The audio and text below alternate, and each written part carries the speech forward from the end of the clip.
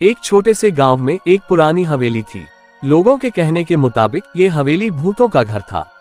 किसी भी शख्स को रात में इस हवेली के पास से गुजरना बेहतरीन नहीं समझा जाता था। एक दिन 3 दोस्तों का सफर इस गांव तक पहुंच गया। उनका नाम था राहुल, प्रिया और अमन। उन्होंने सुना था कि यह हवेली भूतों से भरी हुई है और उन्हें ये देखने का मौका चाहिए था। उन तीनों ने सोचा कि उन्हें ये हवेली एक्सप्लोर करनी चाहिए।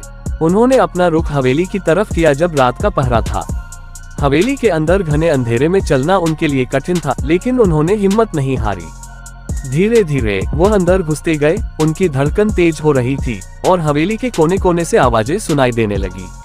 एक पल के लिए सब कुछ सुनाई दिया, जैसे सब कुछ जीवित हो। फिर एकदम से सब शांत हो गया। जैसे ही वो आगे बढ़ने लगे, एक भयानक चीख सुनाई दी। उन तीनों ने एक दूसरे को घबराया हुआ देखा, परंतु वे अपना हौसला नहीं हरा और आगे बढ़े। जब उनका फ्लैशलाइट एक कमरे के दरवाजे पर पहुंचा, उन्होंने दरवाजा खोला और अंदर देखा। कमरा पुराना और भयानक था, जैसे कि कुछ बुरा होने वाला है। राहुल, प्रिया और अमन को एक अजीब सा महसूस हुआ। उन्होंने महसूस किया कि कुछ उनके पीछे है, लेकिन जब वो मुड़कर देखते कुछ नहीं दिखा। फिर एक भयानक आवाज ने उन्हें डरा दिया। दरवाजा बंद हो गया। उन तीनों ने समझा कि अब उन्हें यहाँ से जल्दी चलना चाहिए, लेकिन उनके रास्ते को कुछ और रोक रहा था।